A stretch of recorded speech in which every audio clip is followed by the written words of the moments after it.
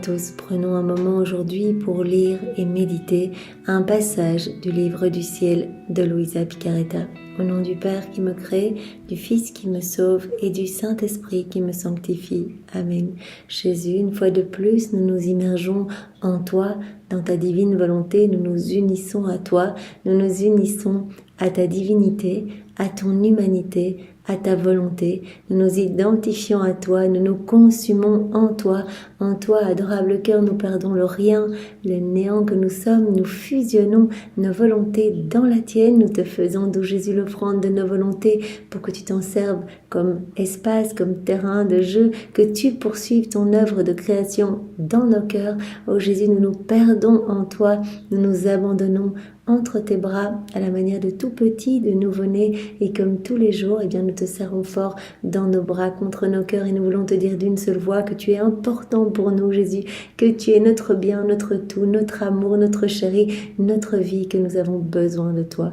Nous voulons, Jésus, t'aimer, t'adorer, te louer, te bénir, te glorifier, t'honorer, te remercier, t'embrasser, le tout avec ta volonté, au nom de tous les hommes de tous les temps. Voilà, nous voulons te donner tout cet amour à chacun des battements de cœur, chacun des pas, chacun des mouvements, chacun des regards, chacune des paroles, sur chaque élément créé, nous voulons faire résonner de l'amour pour toi. Nous voulons également, Jésus, ouvrir nos cœurs pour que tu puisses t'y établir, voilà, et en même temps que nous le faisons pour nous le faisons pour tous tes enfants. Viens, Seigneur Jésus, sois le roi de nos vies, sois le roi de nos cœurs, viens tout faire en nous jusqu'à nos derniers souffles. Nous te remettons les commandes, les rênes de nos existences. Nous te voulons l'acteur de chacun de nos actes. Nous voulons juste t'accompagner. Alors viens tout faire en nous, Seigneur, que nos actes ne soient plus des actes humains, mais que tout se fait par toi, ils soient divins, éternel, rempli de l'infini, toutes ces vies divines t'amenant une gloire parfaite, un amour parfait, une adoration parfaite.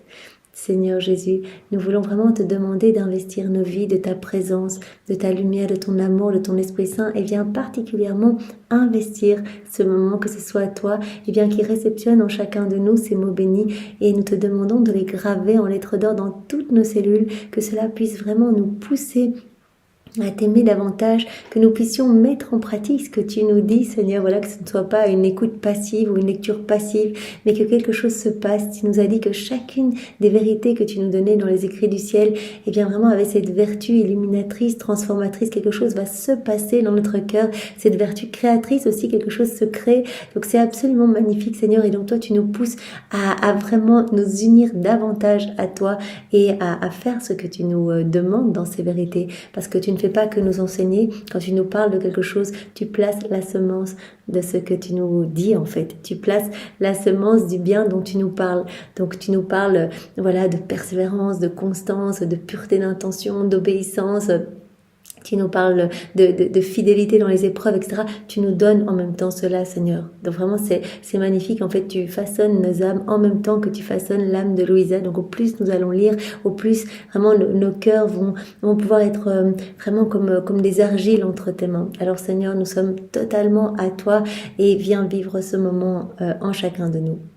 Viens Esprit Saint, viens par la puissante intercession du cœur immaculé de Marie, ton épouse bien-aimée. Viens Esprit d'amour, Esprit de feu, Esprit de force, Esprit de joie. Viens par la puissante intercession du cœur immaculé de Marie, ton épouse bien-aimée. Esprit Saint, nous ne savons pas prier, nous ne savons pas comprendre. Comment pourrions-nous comprendre ces vérités qui viennent directement du ciel sans toi, Esprit Saint? Viens tout de suite nous embraser, viens nous bousculer, Esprit Saint, viens par la puissante intercession du cœur immaculé de Marie, ton épouse bien-aimée. Seigneur, nous posons cette intention avant de commencer, de tout faire pour te plaire, pour te glorifier, comme Luisa t'offrait cette intention dès le matin. Elle se réveillait, elle disait, Seigneur, mais tous les actes de ma journée, je veux que tu y apposes ton sceau divin et je veux que tout soit fait vraiment pour t'apporter de la joie. Voilà les mouvements de mes cellules, de mes organes, donc mes mouvements conscients, inconscients, externes, internes. Je veux tout offrir, Seigneur, pour t'amener du réconfort en fait, pour que tout puisse servir à te ramener des âmes. C'est ça quand on dit je veux te réconforter Jésus, en fait c'est vraiment travailler, s'unir à Jésus pour lui ramener ses enfants qui s'égarent en fait. Voilà Seigneur, dispose-nous et vraiment que ce moment puisse avoir des effets bénéfiques dans chaque cœur. Dès que nous nous unissons à toi, tu te sers de notre humanité, tu te sers du moment que l'on prend uni à toi pour récupérer tes enfants, pour distribuer des grâces, pour donner des charismes, etc.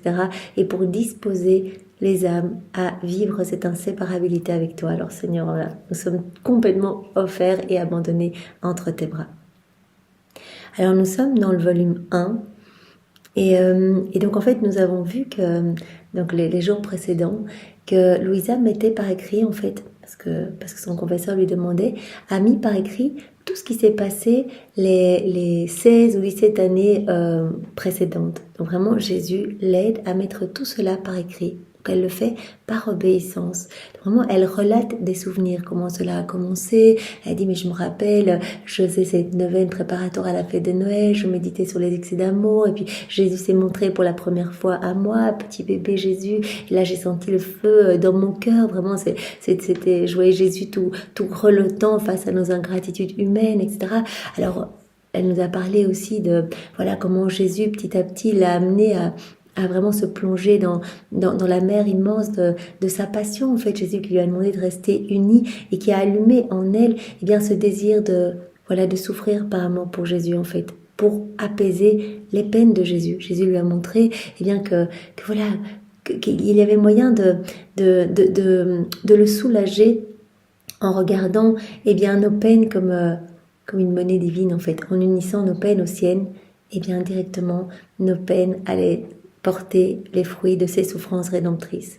Alors voilà, Jésus a déjà posé les bases de la pureté d'intention, tout faire avec cette intention de lui plaire, de l'obéissance, du détachement. Jésus a travaillé le cœur de Louisa pour la détacher de sa famille, etc., des situations extérieures, des conversations. Pourquoi ? Parce qu'il la prépare à vivre à ce rôle d'âme victime qu'il a prévu pour elle de toute éternité, pour qu'elle puisse être travaillée par ses mains et devenir vraiment cette première âme vraiment totalement offerte et abandonnée, et vraiment la première à vivre totalement dans la divine volonté. Bien sûr, Maman Marie l'était totalement, et Maman Marie, voilà, c'est l'Immaculée Conception. Donc Louisa est la première créature investie du péché originel qui va vraiment se laisser complètement façonner et qui va former le royaume de la divine volonté avec Jésus. Donc c'est la dépositaire de tout ce qui est relatif à la divine volonté. Donc voilà, Jésus la prépare, on a vu ça les jours précédents, il la détache de tout et il pose quelques fondations qui vont vraiment être tout au long des 36 volumes explicitées, vraiment il va insister sur la vertu de l'obéissance, etc., la constance, la fidélité, etc. Alors aujourd'hui, donc il avait déjà dit hier, il lui avait fait vivre une période, comme elle appelait ça, de disette. Donc Jésus a dit, regarde, tu vas un petit peu regarder ce que cela fait de souffrir sans moi. En fait, si je me retire, parce que tant que je suis à côté de toi, c'est plus ou moins facile. En fait, tu ressens ma présence et tu peux tout supporter.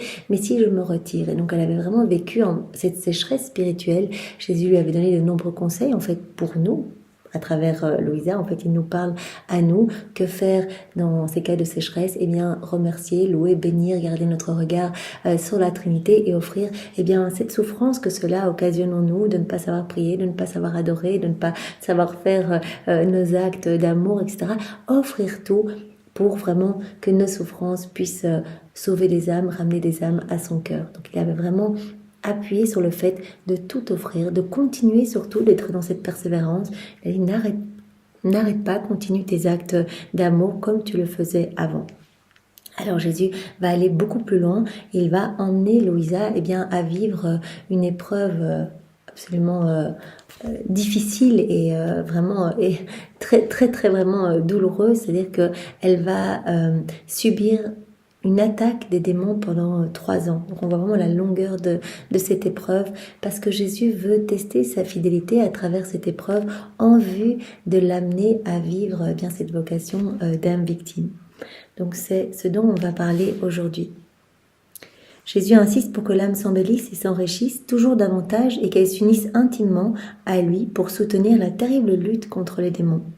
Pendant que Jésus était près de moi, il me parlait et me permettait de le voir, et je comprenais bien que s'il venait à une âme d'une manière inhabituelle, il n'avait pas d'autre pensée que de préparer cette âme à recevoir de nouvelles et plus lourdes croix. Jésus donne énormément de grâce à Louisa, donc il se montre de plus en plus souvent, et elle comprend bien que s'il se montre de manière inhabituelle comme ça, qu'il est super présent, etc., c'est qu'elle va devoir vivre une nouvelle épreuve. Recevoir de nouvelles et plus lourdes croix. Sa stratégie est d'attirer l'âme par la grâce afin qu'elle s'attache à son amour. Son objectif est que l'âme en vienne à ne plus s'opposer à lui. Il l'inonde de grâce pour qu'elle ne puisse plus refuser ce que Jésus va lui demander. Un jour après la Sainte Communion, je me sentais attachée à lui comme avec des lacets dorés. Il me tint des propos amoureux tels que « Es-tu vraiment disposée à faire ce que je veux ? Si je te demandais le sacrifice de ta vie, serais-tu disposée, par amour pour moi, à le faire de bonne grâce ?»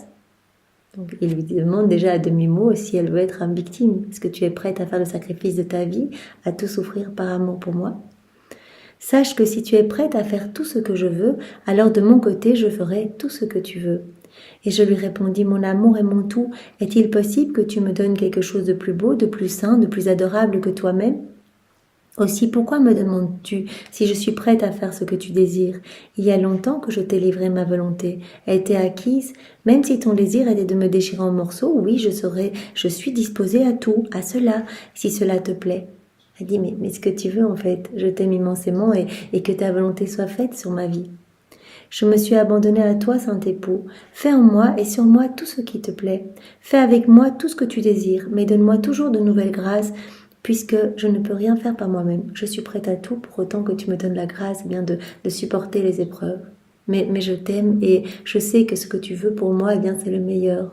C'est le meilleur. Tu me connais mieux que personne et à notre petite échelle, eh bien, ce que Jésus autorise dans nos vies, eh bien, c'est pour notre sanctification, c'est pour notre bien, ces petites épreuves qu'il autorise, eh bien, c'est pour tester notre fidélité, notre constance et c'est pour nous amener à descendre plus profondément en intimité avec lui. Jésus me dit, es-tu vraiment prête à faire tout ce que je te demande ? Cela nous rappelle un petit peu quand Jésus demande à Pierre, m'aimes-tu ? Il le demande par 3 fois, donc il le redemande à Louisa. Jésus demande toujours avant d'autoriser des épreuves, etc. Jésus demande toujours à l'âme, eh bien, si elle veut prendre ce chemin que Jésus aimerait qu'elle prenne. Voilà, ici, ça va être une lutte douloureuse contre les démons et Jésus lui demande, est-ce que tu veux ? Tu es sûr que tu veux vraiment faire tout ce que je voudrais que tu fasses ? À cette question qu'il me posait pour la 2e fois, je me suis sentie écrasée et anéantie. Et je lui ai dit, mon toujours aimable Jésus, dans mon néant, je suis toujours craintive et vacillante. Je suis rien du tout, Jésus. Tu sembles te méfier de moi, alors que moi je te fais confiance complètement. Je sens mon âme prête à surmonter toutes les épreuves auxquelles tu voudras bien me soumettre. Je me sens prête à tout, je t'aime, que ta volonté soit faite. Alors Jésus poursuivit, « Très bien, je veux purifier ton âme de tout défaut qui pourrait faire obstacle à mon amour en toi. Je veux savoir si tu m'es vraiment fidèle, assez pour être toute mienne. Voilà, j'ai de grands desseins pour toi, grands plans pour toi, et donc je voudrais tester ta fidélité. Voilà, je voudrais vraiment purifier ton âme de tout défaut qui pourrait faire obstacle à mon amour en toi. » Donc Jésus demande cette autorisation. Est-ce que tu m'autorises à faire ce que je souhaite, donc à te soumettre à des épreuves pour que je puisse purifier ton âme et tester ta fidélité ? Et pour que tu me prouves que tout ce que tu m'as dit est vrai, je vais te mettre à l'épreuve dans une très âpre bataille. Tu n'as rien à craindre et tu ne souffriras d'aucun mal. Je serai ton bras et ta force, je me battrai à tes côtés. Tu n'as rien à craindre, ça va être une épreuve terrible, une âpre bataille. Donc les démons vont être déchaînés contre toi, mais je serai toujours là.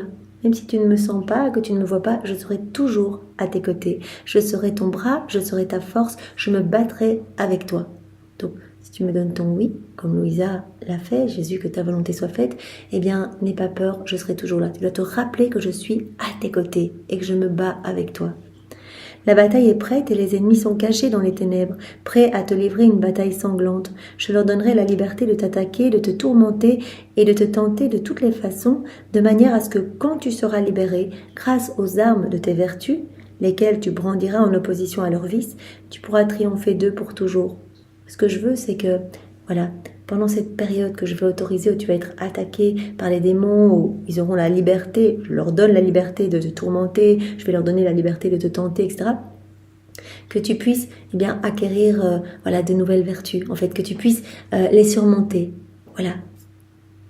Je veux que tu brandisses les armes de tes vertus en opposition à leurs vices.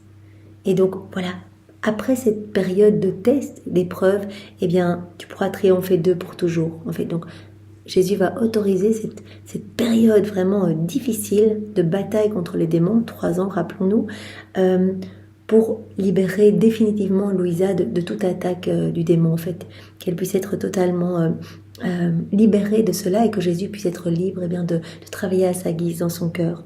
Voilà, je veux tester ta fidélité et je veux te purifier de tout défaut qui pourrait faire obstacle à mon amour en toi. Tu pourras triompher d'eux pour toujours, voilà, en te battant, voilà, en suivant mes conseils, en pensant que je suis toujours à tes côtés. Tu te trouveras alors en possession des plus grandes vertus. Tu seras comme un roi victorieux, tout décoré de médailles, retournant glorieusement dans son royaume et rapportant d'immenses richesses. Je ne ferai pas qu'enrichir ton âme de nouveaux mérites et de dons, mais je me donnerai aussi à toi. Donc, à l'issue de cette bataille, je me donnerai complètement à toi. Donc, reste-moi fidèle dans cette bataille. Ça va être très difficile. Tu ne vas plus me sentir. Ça va être vraiment une âpre bataille, mais je serai là. Pour cette raison, prends courage, car après ta victoire, je ferai ma résidence stable et permanente en toi.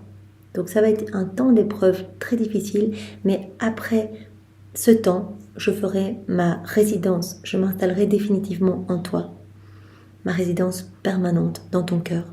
Nous serons alors unis pour toujours. C'est vrai que je vais te soumettre à une très rude épreuve, à une rageuse et sanglante bataille, car les démons ne te donneront ni repos ni trêve pendant le jour et la nuit.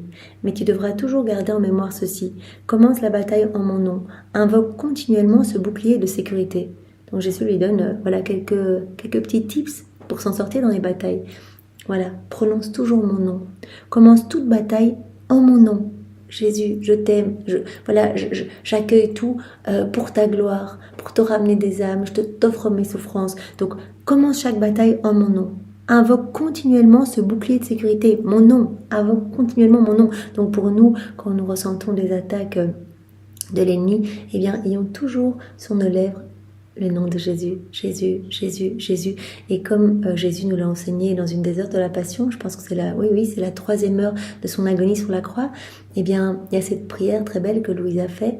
Voilà, elle dit à Jésus, mais quand tu me verras tenter de faire des choses, ou que mes yeux partiront dans les choses de la terre, ou que mes pieds ne marcheront pas uniquement pour ta gloire, eh bien, chaque fois, elle dit, voilà, je veux dire, Jésus-Marie, je vous recommande mon âme. Voilà, donc c'est quelque chose qu'on peut également garder en tête. Quand on sent qu'on est un petit peu sujet à des tentations, etc., ou des énervements, des impatiences, Jésus-Marie, je vous recommande mon âme. Donc c'est vraiment une petite phrase qu'on peut toujours garder dans notre cœur. Jésus-Marie, je vous recommande mon âme. Mon âme vous appartient, je me recommande à vous. Donc quand Jésus dit, garde toujours mon nom comme bouclier, garde également le nom de ma maman. Voilà. Commence la bataille en mon nom, invoque continuellement ce bouclier de sécurité. Donc c'est un bouclier de sécurité, le nom de Jésus. Et voilà, dans cette heure de la Passion, le nom de Marie est également un bouclier de sécurité. Utilise mon nom comme le sceau d'achèvement de ce très douloureux combat qui commencera, se continuera et se terminera victorieusement dans ma volonté. Jésus dit, reste uni à moi et tu verras que voilà, tout se terminera victorieusement en fait. Tu vaincras les démons. Ma volonté te rendra complètement semblable à moi. Il n'y a pas d'autre voie, d'autre manière pour parvenir à la victoire. Tu dois passer par cette épreuve pour arriver à la victoire et pour que je m'installe définitivement en toi, que je fasse ma résidence stable dans ton cœur, que je sois unie pour toujours à toi. Donc il faut passer par cette épreuve. Tu seras plus tard bien récompensé. Je ne puis décrire quelles furent ma peur et ma consternation en entendant mon bon Jésus prédire cette furieuse bataille contre les démons. J'ai senti mon sang se geler dans mes veines et mes cheveux se dresser sur ma tête. Mon imagination était remplie de noirs fantômes voulant me dévorer vivante. Déjà, je me sentais entourée de tous côtés d'esprits infernaux. Dans cet état angoissant, je me tournai vers Jésus et je lui dis « Mon Seigneur, aie pitié de moi, s'il te plaît, ne me laisse pas seule avec mon âme si découragée. » Donc elle commence à s'imaginer des choses horribles et donc elle est prise vraiment d'une peur et d'une consternation terrible à l'idée de cette bataille qu'elle va devoir vivre contre les démons. « Ne vois-tu pas que les démons me pressent avec rage? Ils ne vont même pas laisser ma poussière derrière moi. Comment m'est-il possible de leur résister si toi tu me quittes ?» se rappelle déjà cette période de sécheresse spirituelle où elle n'était pas capable de prier ou d'adorer. Et là, elle sait que maintenant les démons vont être déchaînés contre elle. Et qu'elle dit, mais Jésus, si j'ai même pas ta présence sensible, comment je vais faire? Tu connais ma froideur, tu connais mon esprit volage et mon inconstance. Je suis si méchante que sans toi, je ne peux rien faire que du mal. Donc Jésus l'a conduit tous les jours précédents à vraiment à descendre de plus en plus bas dans son néant en fait. Il a posé les premières bases de l'humilité. Humilie-toi continuellement, fais tes actes d'humilité, considère-toi comme un petit bébé dans les couches qui requiert continuellement l'aide de sa maman. Voilà, c'est comme si j'étais ta maman. Voilà, appelle-moi continuellement, quoi que tu fasses, appelle-moi, demande ma bénédiction, etc. Donc tout ça pour l'amener et pour nous amener nous aussi à aller même plus loin que l'humilité, à se considérer comme rien du tout, parce que si on voit notre néant, notre rien, on va pouvoir se faire capacité et accueillir le tout qu'est Dieu dans notre cœur. Donc elle dit, mais tu vois, je suis froide, je suis misérable, j'ai l'esprit volage, je suis inconstante, je suis même méchante. Donc à nouveau, on précise bien que ce n'est pas la méchanceté dans le sens des péchés graves, etc. Mais méchante dans le sens, je ne réponds pas à tout l'amour avec lequel tu me bombardes. Voilà, c'est face à ta grandeur, face à ta lumière, face à ton immensité, à ta bonté, à ta miséricorde. Moi, je suis vraiment misérable et je suis méchante en fait. C'est vraiment cette sainte crainte de Dieu, se repositionner, comme rien du tout par rapport au tout qu'est Dieu. Sans toi, je ne peux rien faire que du mal, Jésus. Mon bien, au moins donne-moi beaucoup de grâces nouvelles pour que je ne t'offense pas davantage. N'es-tu pas conscient des souffrances qui torturent mon âme? La seule pensée que tu pourrais me laisser seule dans cette épreuve diabolique me terrifie. Qui me donnera la force pour m'engager dans un tel combat? À qui dois-je adresser mes supplications pour obtenir des instructions pratiques sur la manière de triompher de l'ennemi? Comment je vais faire si tu ne te manifestes pas sensiblement à moi?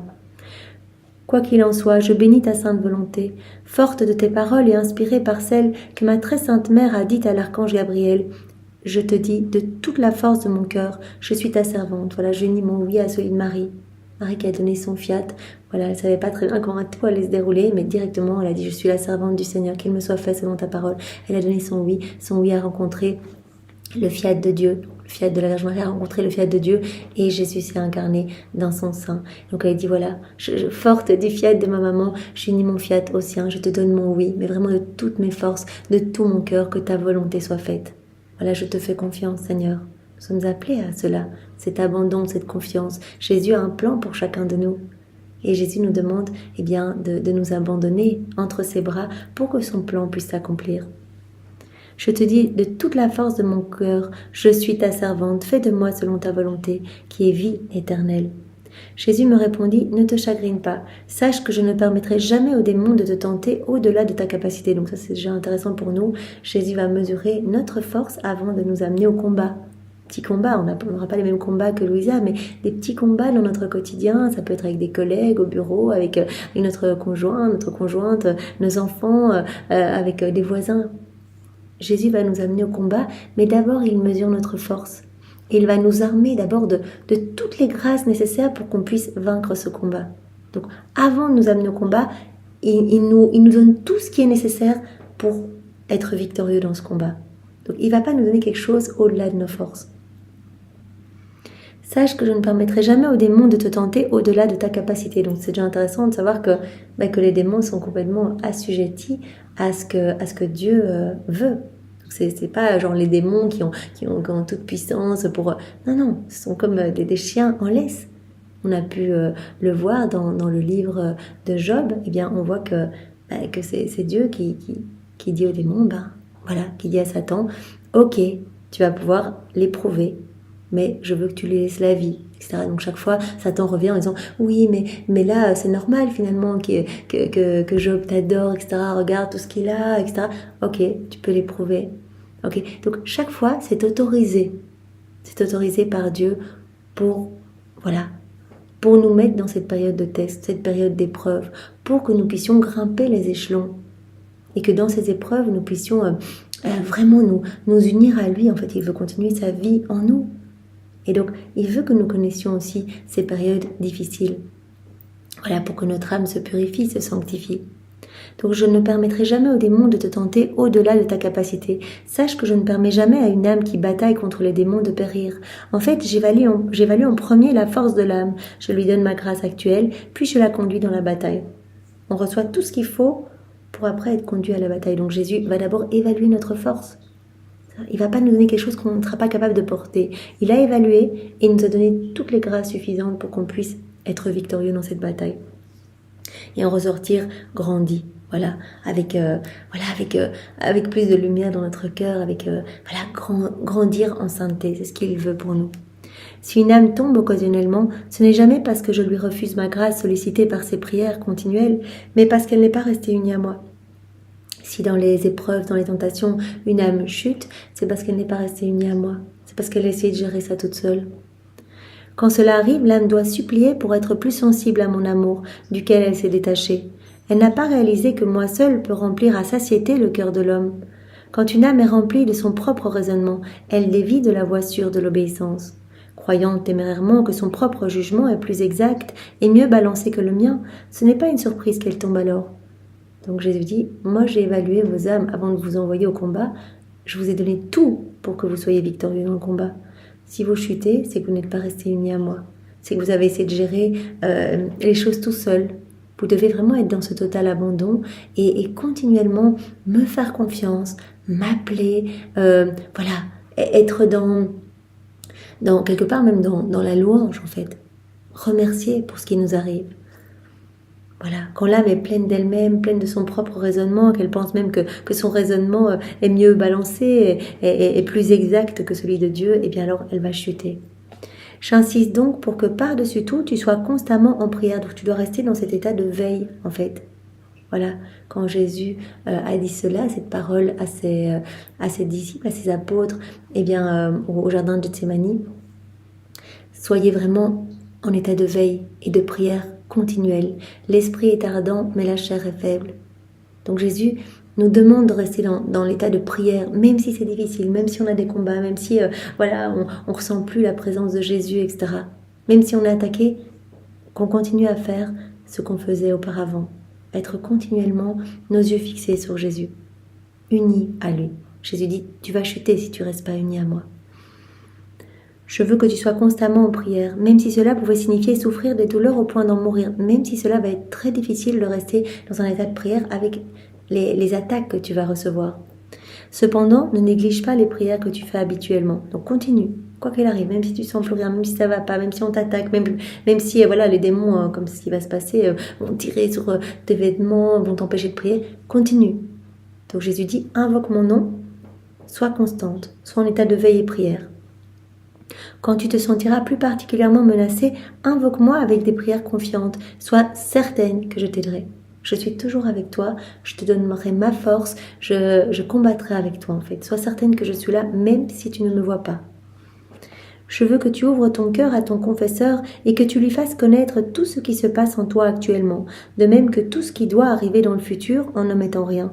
Fais tout ce qu'il te dira sans délai. Donc Jésus vraiment amène Louisa à cette parfaite obéissance en disant c'est lui qui va être tes yeux. En fait, quand tu seras complètement dans le flou, dans l'épaisse ténèbres avec les démons qui vont t'attaquer, eh bien que lui soit vraiment cette main qui va te guider, que lui soit à tes yeux, etc. Donc tu dois te référer à tout ce qu'il te dit. Tu dois vraiment obéir de manière aveugle. Fais tout ce qu'il te dira sans délai. Souviens-toi que tu seras entouré de ténèbres épaisses, aussi épaisses que la noirceur éprouvée par un aveugle. Ton obéissance aux indications de ton confesseur sera la main amie qui te guidera.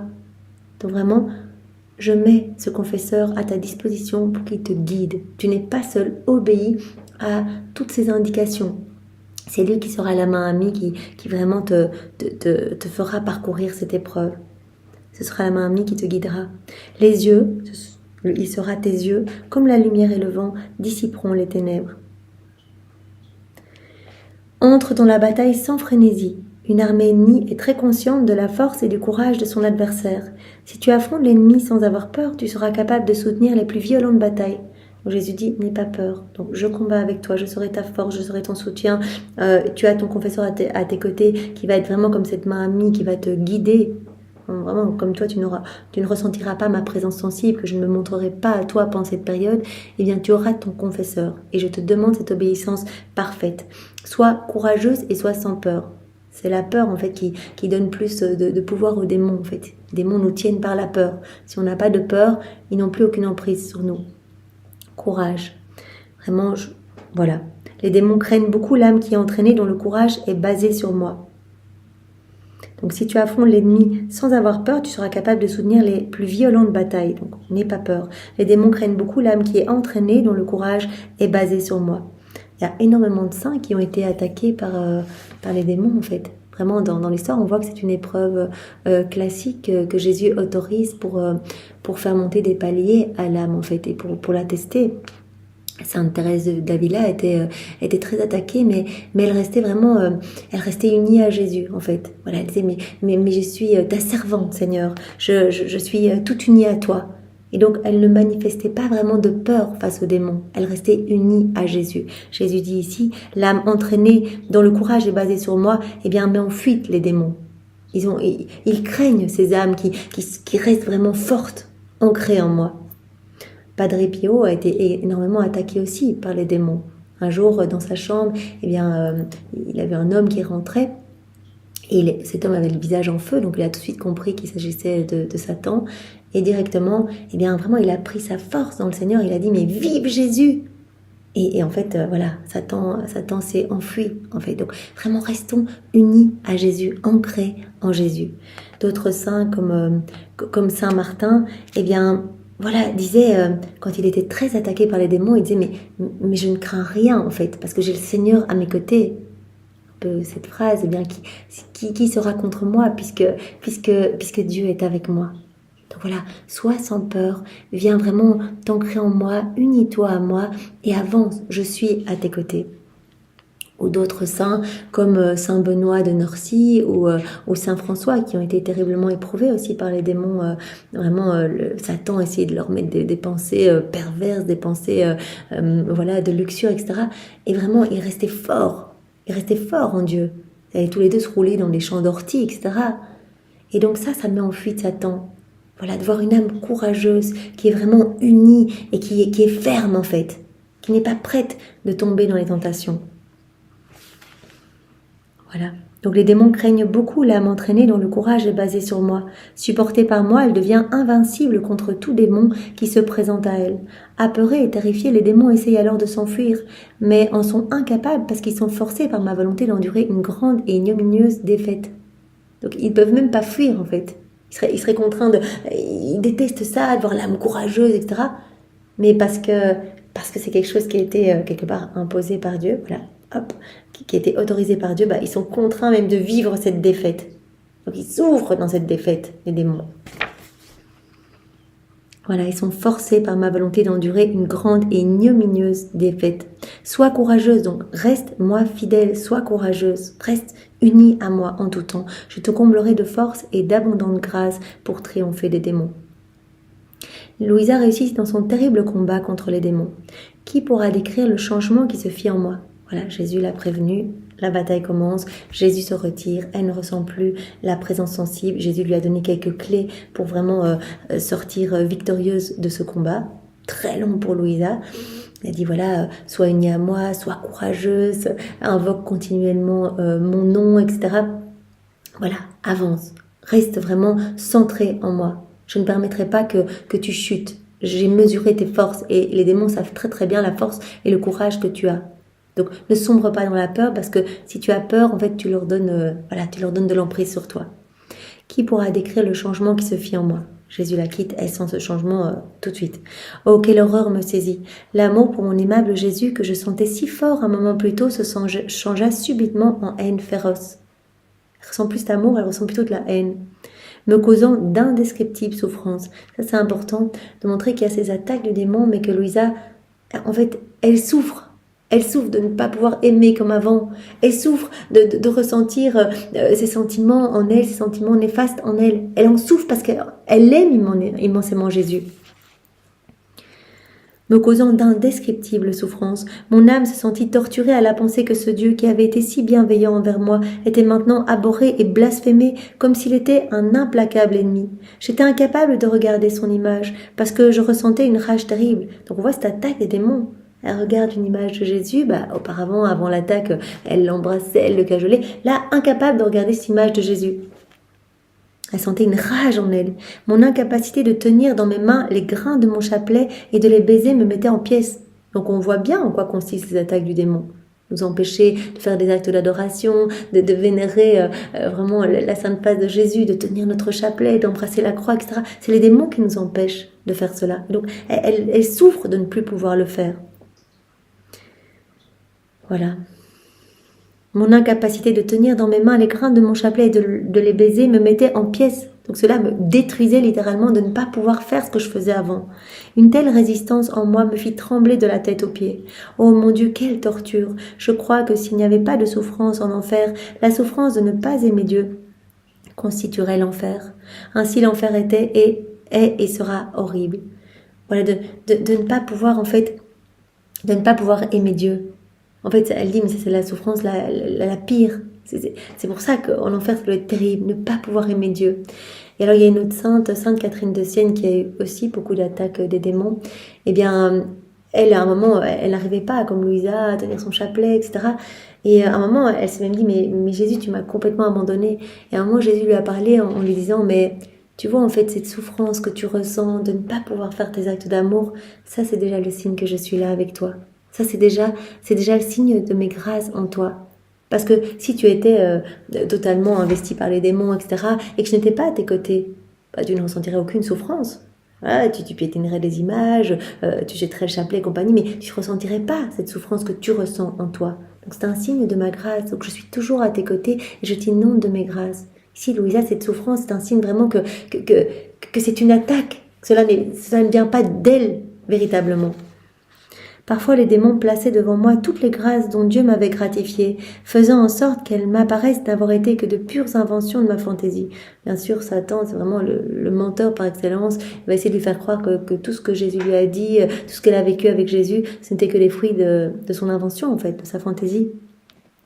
Et les démons insistaient pour que j'aie une existence plus libre et plus confortable. Bien sûr, sois moins humble, allez, voilà, étale-toi dans le confort, etc. Et une existence plus libre. Voilà. Donc, Jésus, il a travaillé Louisa pour l'amener à plus d'humilité, en lui disant, mais tu dois mortifier ta volonté propre continuellement.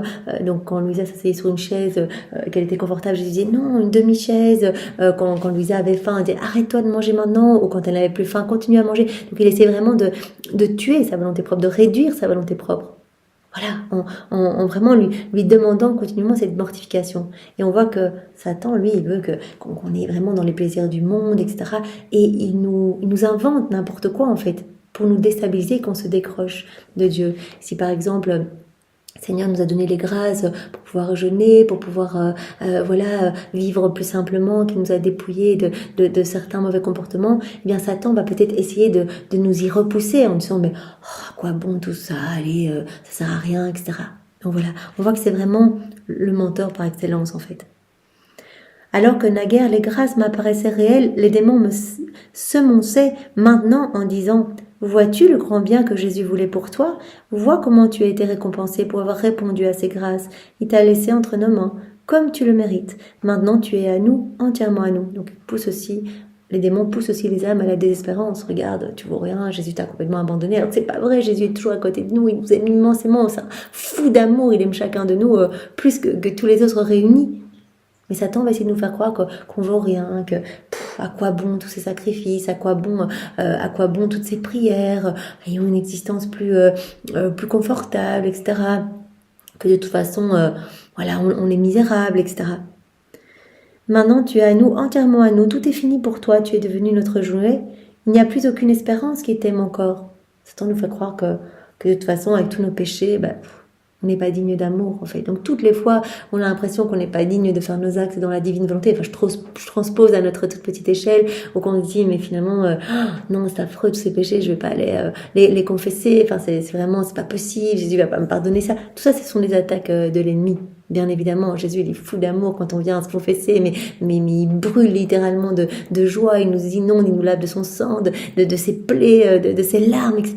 Il nous revêt des plus beaux joyaux du ciel. Vraiment, quand on fait un acte dans la divinité, que même si voilà, on a chuté, Jésus, je reviens à toi, je t'aime, et on se jette dans ses bras et directement... il a investi nos actes de sa puissance créatrice, il nous donne tout, il crée les plus belles choses dans nos âmes, etc. Donc Satan va essayer de nous décourager. Donc nous, ça peut être à ce niveau-là le combat. Quoi bon, aller lire les écrits du ciel, c'est bon, on passe à autre chose, enfin, mais c'est quoi ça? Et tu vas faire des actes. Après ce que tu as fait, après ce que tu as dit, tu vas demander à Jésus de vivre en toi, mais pour qui tu te prends? Vous voyez un peu le genre de combat qu'on peut être amené à vivre et qu'on sera certainement amené à vivre, parce que voilà, ça va être vraiment dans la constance, dans la persévérance et dans la confiance aussi. Seigneur, je sais que c'est magnifique et que tu veux le meilleur pour moi, je te fais confiance et je te laisse toute la place dans mon cœur et j'ai confiance en ta miséricorde, j'ai confiance en ton amour. Quand on va se confesser, en fait, on rend gloire à sa miséricorde. Jésus, oui, je suis pécheresse, mais j'ai foi en toi. Je sais que ton amour va bien au-delà de toutes mes misères. Voilà, donc Satan essaie vraiment de casser toute espérance en nous. Il n'y a plus aucune espérance qui était encore. À ces paroles infernales, je me suis sentie envahie par un inexprimable mépris de Dieu et par un extrême désespoir pour mon salut. C'est de nous pousser à croire qu'en fait qu'on est foutu, quoi, qu'on est déjà damné. Mais je pense qu'on est tous passés par vraiment cette émotion en disant mais non, c'est affreux. À penser même que notre salut n'est même plus envisageable. Que Jésus a déjà refait toutes nos vies, que bien sûr, il a notre place à côté de lui dans le ciel. Il suffit qu'on lui donne notre oui et quelque part le tour est joué. Alors que je tenais une image sainte dans mes mains, je fus par l'indignation et le désespoir entraîné à la mettre en pièces. L'ayant fait, je pleurais des larmes brûlantes et je ne cessais d'embrasser les morceaux déchirés. Si on m'avait demandé comment ces choses étaient arrivées, j'aurais dit que je ne le savais pas, que je fus forcée de le faire. Donc vraiment les démons qui la poussent à mettre en pièces, à avoir ce mépris, à vraiment déchirer l'image sainte. Je suis maintenant convaincue que l'acte de déchirer vient du démon avec une force incontrôlable et que mes baisers étaient l'effet de la grâce opérant en moi. Donc voilà, les démons la poussent à déchirer cette image sainte, mais elle dit, mais Jésus me donne toutes les grâces pour que je puisse dire en fait je t'aime, pardon. Donc, le fait d'embrasser après tous ces morceaux, c'était l'effet de la grâce opérant en moi. Jésus ne nous laisse jamais seuls dans les épreuves. Immédiatement après, en réfléchissant sur ce qui m'arrivait, j'ai senti mon âme torturée par le chagrin. En voyant ce qu'ils avaient fait, les démons croyaient qu'ils avaient gagné et ils jubilaient, voyant tous les morceaux par terre, etc. C'était là, on l'a gagné, quoi. Ils me ridiculisaient et avec des cris et des bruits infernaux, ils me disaient « Vois comment tu es devenu nôtre. Tout ce qu'il nous reste à faire est de t'amener en enfer corps et âme, et c'est ce que nous allons faire bientôt. » Les pauvres démons ne pouvaient pas voir qu'à l'intérieur de mon âme, là j'étais toujours unie à Jésus, pour qui j'avais un océan de bons désirs et pour qui je pleurais et j'embrassais sans cesse les morceaux d'image. Donc les démons, ils ne voient extérieurement les morceaux par terre, ils sont en train de jubiler en disant « Tu vois, t'es tout à nous, regarde tout ce que t'as fait, c'est affreux, un péché horrible, tu ne seras jamais sauvé, etc. » Et elle, dans son âme, elle est toujours unie à Jésus en disant « Pardon, mon Jésus, je t'aime, je reste unie à toi, etc. » Mon âme était envahie de bons désirs pour Jésus. Je pleurais et j'embrassais sans cesse les morceaux d'image. À l'intérieur d'elle, elle est unie à Jésus. Elle ne souhaite pas l'offenser intérieurement. Il se fâchait quand il me voyait prier et me prosterner par terre. De temps en temps, il tirait sur ma robe, il remuait la chaise où je m'appuyais. Il me faisait parfois si peur que j'en oubliais de prier et que je me mettais à croire que je pourrais me libérer d'eux toute seule. Par moments même, elle a l'impression qu'elle pourrait s'en sortir seule. Jésus lui a dit « Jamais, invoque toujours mon nom ». Les âmes qui vont chuter, ce sont celles qui vont quelque part ne plus être unies à moi et penser qu'elles vont réussir seules. Ces choses arrivaient souvent la nuit quand j'étais au lit. Pour faire venir le sommeil, je priais mentalement, mais quand il s'en apercevait, il me molestait en tirant sur les draps et les oreillers. Donc, vous imaginez la sanglante bataille, en plus elle la vit vraiment seule parce que sa famille n'est pas au courant, elle est dans sa chambre, on l'empêche de dormir, elle a peur même de s'endormir parce qu'elle a peur d'être entraînée par les démons, etc. Ainsi, incapable de fermer les yeux pour dormir, je restais éveillée, comme une personne qui sait qu'un ennemi qui a juré de lui ôter la vie est tout près, attendant le bon moment pour asséner le coup fatal. J'étais forcée de garder les yeux ouverts pour pouvoir résister quand il viendrait me prendre pour m'amener en enfer. Dans cet état d'esprit, mes cheveux se dressaient sur ma tête comme des aiguilles et tout mon corps était couvert d'une sueur froide qui glaçait mon sang et me pénétrait jusqu'à la moelle des os. Jésus pourtant lui a dit « N'aie pas peur, si tu as peur, en fait tu donnes, tu donnes de l'emprise aux démons sur toi. » Ils savent qu'ils peuvent t'attaquer davantage. Si t'es complètement angoissé, etc., tu leur donnes du poids. Mes nerfs détraqués par la peur devenaient convulsifs. À d'autres moments, je me sentais fortement incitée au suicide. Donc on voit bien que le suicide, c'est vraiment une attaque des démons, en fait. C'est très triste, toutes les personnes qui mettent fin à leur jour, finalement, ce sont des personnes qui ont cru aux suggestions méchantes et de désespérance des démons. Par exemple, en passant près d'un puits, j'ai senti une forte pulsion à m'y jeter pour mettre fin à mes jours. Donc vraiment, les démons la poussent pour qu'elle essaye de se suicider. Consciente de l'habileté des démons, je fuyais, évitant toute occasion où ils pourraient m'attaquer. Néanmoins, je continuais d'entendre des propos diaboliques dans le genre de « Il est inutile pour toi de vivre après avoir commis tant de péchés. Ton Dieu t'a abandonné parce que tu lui as été infidèle. » Faire croire qu'on a été infidèle, qu'on a été mauvais, qu'on a commis des péchés mortels, que notre âme est foutue, que Jésus ne voudra jamais nous accorder son pardon, etc. Autant de ruses et de mensonges de l'ennemi. Le démon me laissait croire que j'avais commis beaucoup de crimes méchants, jamais commis auparavant, et qu'il était en conséquence inutile pour moi d'espérer que Dieu me fasse miséricorde. C'est très important de voir, et intéressant de voir comment Satan s'y prend en fait. C'est toujours la même chose. Il nous ment et il nous fait croire qu'on est indigne, qu'on ne va pas être sauvé. Et il met dans notre cœur ce désespoir en fait. Dans le tréfonds de mon être, j'entendais « Comment peux-tu vivre si hostile à Dieu, si froide envers lui? Connais-tu ce Dieu que tu as tant torturé, blasphémé et haï ?» Elle n'a jamais fait ça. Louise, elle a toujours aimé Jésus. Vraiment, ce sont les démons qui faisaient ça en elle. Ils essayent de lui faire croire que c'est elle qui a réellement voulu tout cela. Tu osais offenser ce grand Dieu qui t'entoure de tous côtés? Et n'oublie pas que tu l'offensais devant ses propres yeux. Maintenant que tu l'as perdu, qui te donnera quelque paix? Donc les démons essayent de lui faire croire que qu'elle a haï, qu'elle a blasphémé, qu'elle a torturé ce Dieu et tout ça devant ses yeux en fait. Qui te donnera la paix? Entendant ces discours, j'éprouvais tant de détresse que je me sentais sur le point de mourir. Me mettant à pleurer, je priais de mon mieux. Pour augmenter ma terreur, les démons poursuivaient avec des vexations inhabituelles, en me battant sur chaque partie de mon corps, en pénétrant mon corps avec des aiguilles pointues et en m'étouffant à la gorge pour me faire croire que j'étais en train de mourir. Affreux. Donc non seulement, mais vraiment un harcèlement au point de dire mais tu vaux rien, tu pourras pas être sauvé, regarde tous les péchés que tu fais, etc. Mais aussi des violences physiques. Il l'a molesté, il l'a poussé, il l'a piqué, il l'étouffait, etc. Horrible. Une fois, pendant que j'étais prosternée et que je priais le bon Dieu d'avoir pitié de moi et de me soutenir avec de nouvelles grâces pour que je puisse résister aux provocations diaboliques, j'ai senti la terre s'ouvrir sous mes pieds et des flammes rouges émerger du sol et m'envelopper.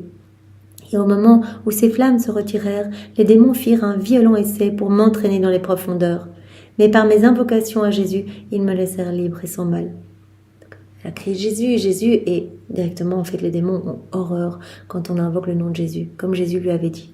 Utilise toujours mon nom comme bouclier. Voilà, le saint nom de Jésus, de sa maman. Cela m'enfuit les démons. Après cette expérience, comme après bien d'autres, où je me sentais à l'article de la mort, mon très miséricordieux Jésus vient me réanimer et me redonner vigueur. Donc Jésus ne nous laisse jamais porter au-delà de nos forces. Voilà. Supporter au-delà de nos forces, Jésus ne le laissera pas faire. Donc là, il vient aider Louisa, il vient la réanimer, il vient lui redonner vigueur.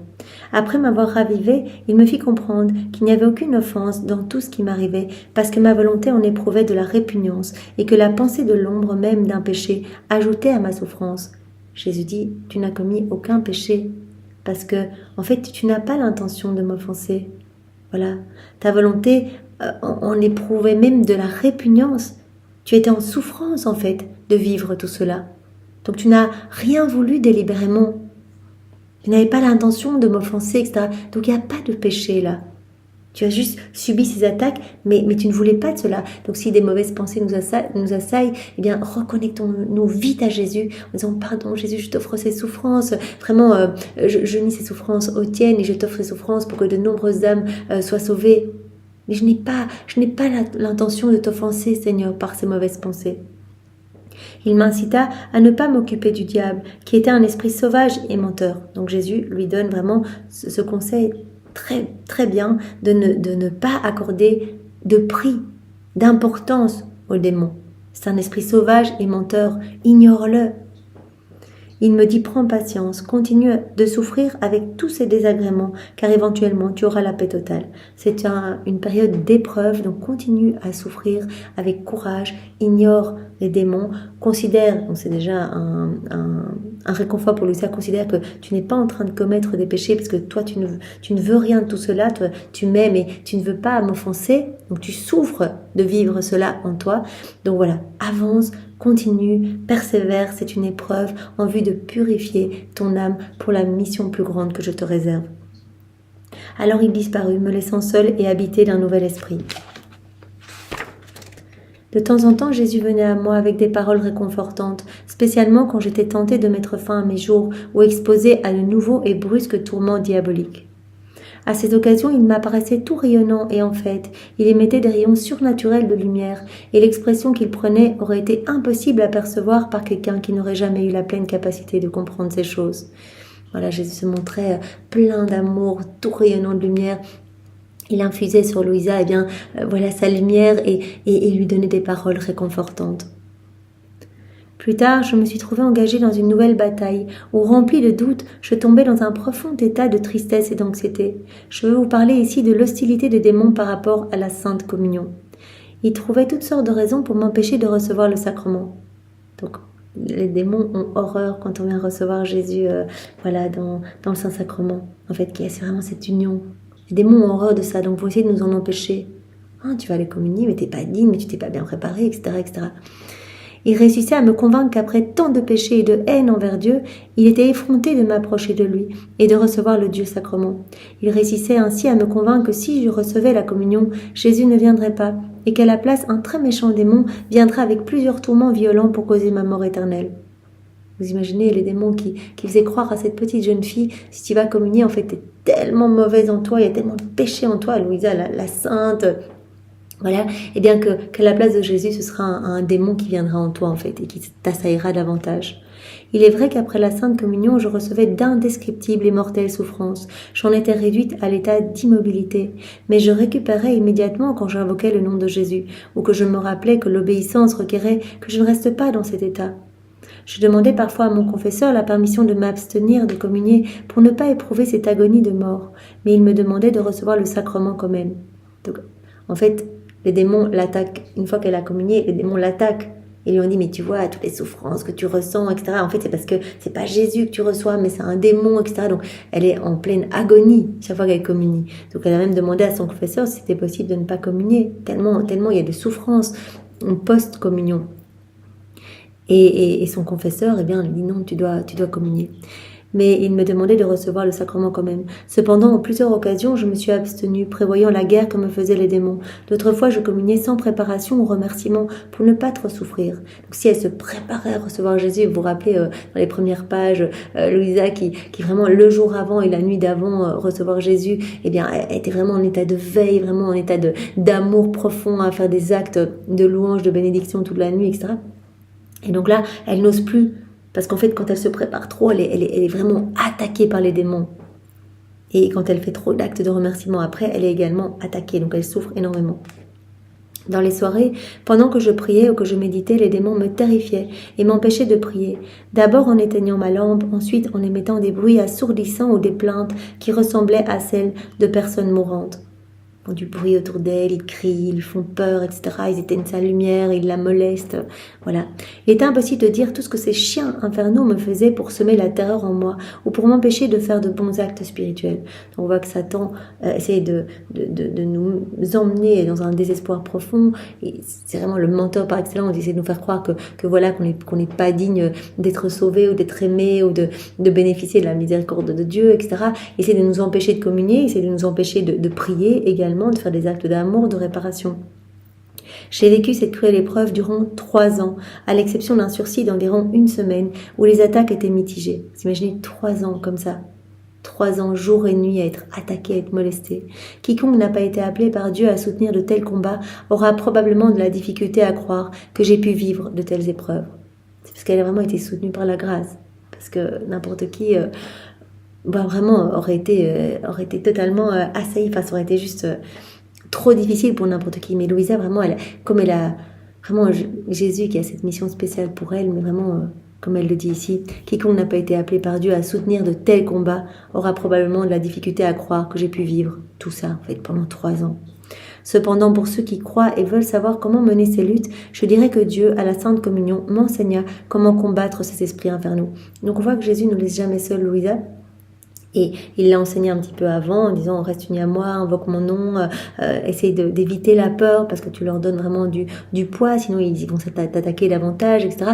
Il lui a dit ce que tu fais, voilà, tout au long des combats, et ce que tu fais, ce n'est pas un péché, parce que ça l'amenait vraiment au désespoir, en fait, elle avait peur de commettre des péchés, non, parce que tu n'as pas cette réelle volonté de m'offenser, tu vois, cette souffrance que tu ressens quand tu déchires, par exemple, une image sainte, etc. Vraiment, c'est l'effet de ma grâce en toi, en fait. Tu ne veux pas m'offenser, au fond de ton cœur, tu es uni à moi, jamais tu ne m'as offensé, en fait. C'est une attaque que j'autorise pour toi. Jésus continue à l'offenser, à l'enseigner en disant tu ne m'offenses pas et tu dois ignorer les démons. Il m'enseigna comment combattre ces esprits infernaux. Il me suggéra de les ignorer, de les défier, comme s'ils étaient des fourmis et de les réduire à la plus basse humiliation. Voilà, il lui enseigne d'ignorer en fait, d'ignorer les démons. Exactement comme le saint curé d'Ars qui a vraiment tout au long de sa vie vraiment vécu des attaques très très violentes en fait des démons. Je ne sais pas si tout au long de sa vie, mais en tout cas pendant une grande période de sa vie, des démons qui mettaient en feu son lit, etc. Et en fait, finalement, il arrivait à les faire partir en les ridiculisant, en disant « Mais qu'est-ce que vous faites là? Vous êtes ridicule, c'est ennuyeux, vous faites toujours la même chose, etc. Allez, trouver quelque chose de plus original, etc. » Donc, il montrait qu'il n'avait aucune peur, en fait. Et donc ça rendait fou les démons qui étaient contraints de s'éloigner. Un autre qui a fait ça, c'est saint Éloi, qui a aussi vécu de grosses attaques et qui en fait exorcisait des personnes attaquées. Et en fait, chaque fois, il ridiculisait les démons en disant mais immonde créature, Satan, tu es ridicule, va-t'en, etc. Donc en fait, il humiliait le démon et il le mettait en fuite en faisant cela. Donc Jésus dit, tu dois vraiment réduire les démons à la plus basse humiliation, tu dois les ignorer, tu dois les défier comme s'ils étaient minuscules, comme s'ils étaient rien du tout, des petites fourmis, tu dois certainement pas avoir peur et leur donner du prix. Il me conseilla aussi de méditer profondément sur Dieu dans la prière et la contemplation, de méditer plus particulièrement sur les plaies sacrées de notre Seigneur et d'unir mon esprit à Jésus qui souffrit dans son humanité pour racheter l'homme de la perte de la grâce, pour l'élever à la vie surnaturelle et lui communiquer l'esprit de Jésus triomphant, c'est-à-dire de Jésus qui a triomphé du monde. Donc Jésus dit, dans tes souffrances, concentre-toi sur les miennes, médite sur mes plaies, etc. Moi, par mes souffrances, j'ai amené tellement de grâce aux hommes, j'ai sauvé toutes les générations humaines par toutes mes souffrances intérieures. Je vous ai permis de vivre à nouveau dans le royaume de la divine volonté, je vous ai récupéré ce royaume qu'Adam avait perdu, etc. Toutes ces souffrances inouïes. Je ne regardais jamais mes souffrances, mais les fruits de mes souffrances, que mes souffrances allaient produire. Je t'invite à faire de même. Voilà, unis-toi à moi. Quand tu souffres, regarde-moi souffrant. Voilà. Il m'invitait à la prière, à la contemplation, il m'invitait à méditer plus particulièrement sur ses plaies, à unir mon esprit au sien, qui souffrit dans son humanité pour racheter l'homme de la perte de la grâce et pour élever l'homme à la vie surnaturelle, pour lui communiquer son esprit triomphant. En vérité, dès que je commençais à mettre en pratique ces enseignements de Jésus, je ressentis tant de force et de courage qu'en quelques jours, toute peur avait disparu. Donc voilà. Ce qui a un petit peu habité Louisa pendant tout ce temps avant de recevoir ces enseignements de Jésus, c'était la peur, la crainte, elle était terrorisée. On voit que les premiers jours des attaques, elle avait les cheveux qui se dressaient sur sa tête, elle n'osait pas s'endormir, etc. Et là, en fait, voilà, Jésus dit, mais ignore, ce ne sont que des petites fourmis, ces démons. Ignore Satan et unis-toi à mes souffrances. Offre toutes tes souffrances. Ce sont comme autant d'occasions pour sauver des âmes et pour m'apporter du soulagement. Dès que je commençais à mettre en pratique ces enseignements de Jésus, je ressentis tant de force et de courage qu'en quelques jours, toute peur avait disparu. Quand les démons chahutaient, je leur disais de façon réprobatrice On voit bien que vous, misérables crapules, vous n'avez aucune manière d'occuper votre temps autre que de satisfaire votre goût pour les idioties. Qu'est-ce que vous faites? Vous perdez votre temps, ce sont que des idioties. Continuez et quand vous serez fatigué, vous arrêterez. Pendant ce temps, moi, infime créature, j'ai autre chose à faire. Par le moyen de la prière, je veux faire mon chemin vers la sainte maison de Jésus, afin de pouvoir aimer et souffrir davantage. Donc elle dit en fait, faites ce que vous voulez, finalement vous perdez votre temps, moi je continue, je trace mon chemin, tout ce que je veux, eh bien c'est faire mon chemin vers la sainte maison de Jésus, pour pouvoir l'aimer toujours plus, pour pouvoir souffrir toujours plus pour lui ramener des âmes. À de tels propos, les démons enragés faisaient encore plus de bruit. Ils m'approchaient avec ostentation et avec une violence invraisemblable. Pendant qu'ils feignaient de me prendre pour me conduire ailleurs, leur bouche infernale dégageait une puanteur horrible et suffocante qui m'enveloppait totalement. J'essayais d'arrêter tout cela avec courage et énergie en leur disant « Menteurs que vous êtes, vous feignez avoir du pouvoir pour m'amener. Mais s'il était vrai, vous l'auriez fait dès la première fois. » Oui, ça fait des années que les démons feignent d'emmener Louisa. Mais vous l'auriez déjà fait. Donc vous êtes des menteurs. Vous ne racontez que des mensonges. Et ce qui vous est permis par le Dieu Tout-Puissant, c'est pour mon bien. C'est vraiment important que nous ancrions cela en nous. Tout ce qui est autorisé dans notre vie, les situations difficiles, des épreuves, des attaques, etc., c'est pour notre bien. C'est pour quelque chose que Jésus l'autorise. Puisque les démons sont soumis à l'autorité de Dieu. Donc c'est pour notre bien. Vous chantez votre refrain, démons, jusqu'à ce que vous mouriez de rage et de dépit, tandis que moi, je me sers de vos tourments pour obtenir la conversion d'un plus grand nombre de pécheurs. Allez-y, continuez à me faire souffrir, etc. Moi, j'offre tout au Seigneur pour la conversion des pécheurs, etc. Continuez, il y a des âmes qui sont sauvées. Vous êtes en train de m'attaquer, moi, j'offre tout. Et donc, il y a des âmes qui vous échappent. J'ai accepté de souffrir à la demande de mon bon Jésus. Et je le fais pour le salut des âmes, par l'union de ma volonté à la sienne. À la suite de ces propos, ils hurlaient et grondaient comme des chiens enchaînés, essayant d'attraper un voleur. Avec un grand calme, plus qu'avant, je disais « N'avez-vous rien d'autre à faire? Vous avez complètement manqué votre coup, et une âme vous a été reprise, et est retournée dans les bras de mon bon Jésus. Vous avez maintenant une bonne raison de vous lamenter. » Donc vraiment, c'est intéressant pour nous. Voilà, on reste unis à Jésus, on considère que tout vient de ses mains, qu'il autorise tout pour quelque chose, pour notre sanctification, pour qu'on grandisse vraiment à sa ressemblance, etc. Et on ignore les démons en fait. On offre tout ce qu'on vit, on offre tout pour ramener des âmes à Jésus, pour le soulager. Si les démons sifflaient, je me moquais d'eux en disant « Vous, pauvres infortunés, vu que vous ne vous sentez pas bien, je vais vous soulager de votre maladie. » Et je me prosternais et priais pour la conversion des pécheurs les plus endurcis, en faisant des actes d'amour à mon miséricordieux Jésus pour la conversion des âmes pécheresses. Voyant cela, ils essayaient par tous les moyens de m'empêcher de prier. On voit que les démons détestent quand on s'unit à Jésus, quand on va communier, quand on prie, etc. On sait aussi que les démons ont horreur des âmes vivantes dans la divine volonté. C'est une union continuelle et permanente. Ils ne peuvent rien faire, ils savent qu'à chaque acte qu'on fait dans la divine volonté, il y a des milliers d'âmes qui sont sauvées, qui leur échappent, etc. Donc Jésus avait dit à Louisa, beaucoup plus tard, essaye seulement de quitter ma volonté et tu verras combien tu vas te faire assaillir en fait. Tant que tu es uni à moi, ils peuvent rien faire. Ils sont comme fous, ils sont contraints de s'éloigner. Et en fait, tu dresses comme une palissade autour de moi et de toi. Et c'est une palissade de lumière qui les éclaire complètement. En fait, ils sont aveuglés par toute cette lumière qui rayonne de ton humanité. Ma lumière en toi, en fait. Tu me laisses vivre en toi.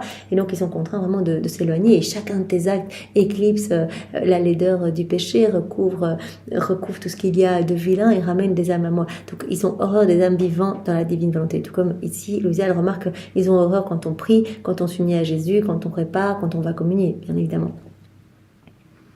Si les démons sifflaient, je me moquais d'eux en disant « Vous, pauvres infortunés, vu que vous ne vous sentez pas bien, je vais vous soulager de votre maladie. » Je me prosternais, je priais pour la conversion des pécheurs les plus endurcis, en faisant des actes d'amour à mon miséricordieux Jésus pour la conversion des âmes pécheresses. Voyant cela, ils essayaient par tous les moyens de m'empêcher de prier. J'offrais alors cette nouvelle souffrance en réparation pour les outrages continuellement commis contre Dieu. Et je disais ironiquement « Vile engeance, n'avez-vous pas honte de vous abaisser aussi bas que d'essayer de faire peur au pur néant que je suis ? Ne vous comportez-vous pas comme des êtres idiots et ridicules ?» Donc elle applique vraiment ce que Jésus lui a dit. Ignore-les, considère-les comme des toutes petites fourmis, ils ne peuvent rien du tout. Voilà. Et offre tes souffrances. Alors, se mordant les lèvres, ils sacraient, ils hurlaient des invectives contre moi, essayant de me faire sacrer et haïr le bon Seigneur. Ressentant les douleurs indicibles en les entendant blasphémer le saint nom de Dieu, je réfléchissais sur la bonté du Seigneur, qui mérite l'amour total des êtres doués de raison. Donc voilà, elle ne ressent plus la peur, mais elle est dans cette paix totale et elle offre tout. Là, elle souffre quand elle entend les démons haïr, essayer de la pousser à blasphémer, etc. Elle offre tout pour que plus d'âmes soient sauvées. Ensuite, je transformais en prière l'amère souffrance que les démons provoquaient en moi, l'offrant à Dieu en réparation des blasphèmes commis contre lui par ceux qui ne se rappellent de lui qu'à travers les jurons. Je disais avec ferveur, accepte mes actes d'amour et de reconnaissance en compensation du manque d'amour et de reconnaissance des pécheurs. Donc elle offrait tout, quoi. Elle entend les démons blasphémer, essayer de la pousser à blasphémer, à insulter, etc. Elle dit, Seigneur, j'accepte cette souffrance et je te l'offre en réparation pour tous ceux qui ne font que jurer, etc. Je répare pour eux, Seigneur, je te donne l'amour et la gloire que tu aurais dû recevoir de ces âmes. Mais cela n'arrêtait pas les démons, ils se servaient de toutes les ruses possibles pour m'inciter au désespoir. Pour contrer ce désespoir, je leur disais, je ne me sens pas préoccupée par ce qui m'attend dans le futur. Donc ils essaient leur technique d'avant, qui mettait Louisa dans un tel désespoir, où elle était comme poussée à se suicider, etc. Ils essayent à nouveau. Mais là, maintenant, Louisa, elle est forte des enseignements de Jésus. Et donc elle les ignore. Tout ce que tu fais, tout ce que tu commets, ça va te mener en enfer, etc. Et Louisa, elle dit, mais je ne me préoccupe pas en fait de mon futur, à savoir si j'irai au ciel ou en enfer. Je veux seulement aimer le bon Jésus et le faire aimer par les autres. Je m'occupe de maintenant. J'aime Jésus maintenant et je veux que toutes les âmes l'aiment. Après, c'est Jésus qui décidera où j'irai. Le temps présent m'est donné, non pas pour vivre dans le futur, mais pour vivre en harmonie avec Dieu et le rendre toujours plus favorable à moi qui ai été créé par sa bonté et son amour. Je laisse la question du paradis et de l'enfer entre ses mains. Ma seule préoccupation est d'aimer et de faire aimer mon Dieu. Il me donnera ce qu'il voudra, j'accepte tout d'avance pour sa gloire. Ça rend fou les démons quand on fait des actes d'humilité. En fait, Seigneur, je m'abandonne à toi, je te fais confiance et voilà, et je t'aime et je me concentre sur le moment présent. Je commence pas à m'inquiéter de ce qui m'arrivera après. Je me concentre maintenant pour t'aimer et si je souffre, etc. de toutes ces attaques, je te les offre pour sauver tes âmes. Et je leur disais aussi, sachez que cette doctrine m'est enseignée par mon bon professeur Jésus-Christ. Il m'a enseigné que le moyen le plus efficace pour acquérir le paradis est de tout faire pour ne jamais l'offenser volontairement, même au prix de sa vie, et de ne pas craindre d'avoir mal agi quand il n'y a pas en soi la volonté de mal faire. Ce que Jésus lui a enseigné précédemment, elle le dit aux démons, n'essayez pas de me faire peur, s'il n'y a pas une volonté de mal faire, il n'y a pas de péché. Il n'y a pas à craindre d'avoir mal agi quand il n'y a pas en soi la volonté de mal faire. C'est votre technique, votre tactique misérable, esprit infernaux, d'essayer de décourager les personnes naïves en créant en elles des doutes et des peurs, non pour les amener à aimer Dieu davantage, mais pour les amener au désespoir total. J'imagine, quand Satan essaie de mettre des pensées horribles dans la tête de Saint François, il va lui dire, mais avec ces pensées, comment veux-tu que Dieu t'aime encore, etc. Non, il n'y avait pas cette véritable intention d'avoir ces pensées, c'était une attaque. Lui, il voulait pas ça, il allait se rouler dans les orties. Donc quand il n'y a pas une réelle intention d'offenser Dieu, qu'on veut toujours l'aimer, etc., eh bien il n'y a pas de raison de craindre d'avoir mal agi. C'est votre tactique pour essayer de créer des doutes et des peurs, désespoir total pour les personnes. Sachez que je n'ai pas l'intention de réfléchir pour savoir si oui ou non j'ai mal fait. Mon intention est de toujours aimer Dieu davantage. Voilà, si on est aux prises d'attaque, on peut dire mon intention est de toujours te glorifier, Seigneur, je t'aime. Et voilà, vous imaginez si on a ces choses qui nous assaillent, eh bien mon intention est de toujours te plaire, je t'aime, Seigneur, je reste unie à toi et vraiment je t'offre vraiment la tristesse en fait de ces attaques, la souffrance que cela m'occasionne. Je t'offre tout, Seigneur, pour que tu sois davantage glorifié et que toutes les âmes puissent être sauvées. C'est suffisant que j'ai cette intention, donc intention de toujours aimer Dieu davantage, toujours aimer Dieu. Même s'il m'arrive parfois d'offenser Dieu, dégagé de toute peur, mon âme se sent libre de parcourir les cieux à la recherche de mon seul bien. Donc, c'est pas la peine d'essayer de générer en moi du désespoir en disant que j'ai commis des actes affreux, etc. Je n'ai pas l'intention d'offenser mon Seigneur. Donc, ce sont vos attaques, moi je l'aime et j'ai juste l'intention de toujours le glorifier et l'aimer davantage chaque jour. Qui pourrait décrire la colère des démons quand ils constataient que leur manœuvre tournait à rien, à leur confusion. Ils espéraient des gains, mais enregistraient des pertes. D'un autre côté, à la suite de leurs tentations et pièges, mon âme semblait acquérir un amour plus ardent pour Dieu et mon prochain. Elle reçoit beaucoup de grâce, elle reçoit beaucoup dans ce combat. Quand les démons me battaient et m'humiliaient, je suivais les enseignements inspirés en moi par Jésus et je le remerciais, offrant tout pour l'expiation des offenses commises continuellement dans le monde. Donc chaque souffrance vécue, que ce soit souffrance dans notre quotidien ou souffrance liée à des combats, à des luttes, etc., eh bien que tout soit offert, que tout soit considéré comme une monnaie divine pour amener des âmes à Jésus et le soulager. Souvent les démons essayent de me pousser au suicide, ils essayent encore. Et je leur disais, ni vous ni moi n'avons le droit de détruire notre vie. Vous pouvez me tourmenter, mais le résultat est que je gagne davantage. Vous n'avez pas le pouvoir de m'enlever la vie.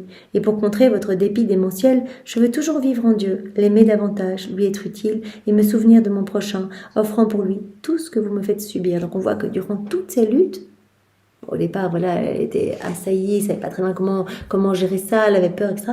Mais après que Jésus lui enseignait, on voit vraiment qu'elle a cette force, qu'elle a ce courage, et qu'en fait, qu'elle tourne tout en perte pour les démons. Tout ce que vous me faites, de toute façon, c'est des âmes alors qu'ils reviennent à Jésus. Voilà, je veux toujours glorifier mon Seigneur, toujours l'aimer davantage, toujours aimer plus mon prochain, et tout ce que vous allez me faire, je l'offrirai de toute façon, et des âmes vont vous échapper. Ils comprirent finalement qu'il n'y avait pour eux aucune espérance d'obtenir de moi ce qu'ils voulaient, et que par leur harcèlement, ils perdaient beaucoup d'âmes. Alors, ils arrêtèrent pour de longues périodes avec l'intention de recommencer quand je m'y attendrai le moins. Donc voilà, aujourd'hui, vraiment un passage très, très fort, je trouve. Donc c'est vraiment Jésus qui vient purifier l'âme de Louisa par cette grande épreuve de 3 ans qu'il enseigne aussi pour lui montrer comment vivre cette épreuve. Et vraiment, à travers ce passage, Jésus nous montre que tout ce que nous vivons, c'est vraiment, il l'autorise pour quelque chose en fait. Prenons tout comme un test en fait dans notre vie. Chaque fois c'est un test, Jésus teste notre constance, notre fidélité, etc. Et aussi par les épreuves, il vient nous mortifier en nous, il vient réduire en nous notre volonté propre. Il veut nous amener vraiment à notre anéantissement complet, qu'on soit totalement abandonné, qu'on accepte tout et qu'on soit vraiment dans cet amour en fait. Je veux t'aimer chaque jour davantage, disait Louisa à Jésus. Voilà, Jésus, merci pour ce bel enseignement.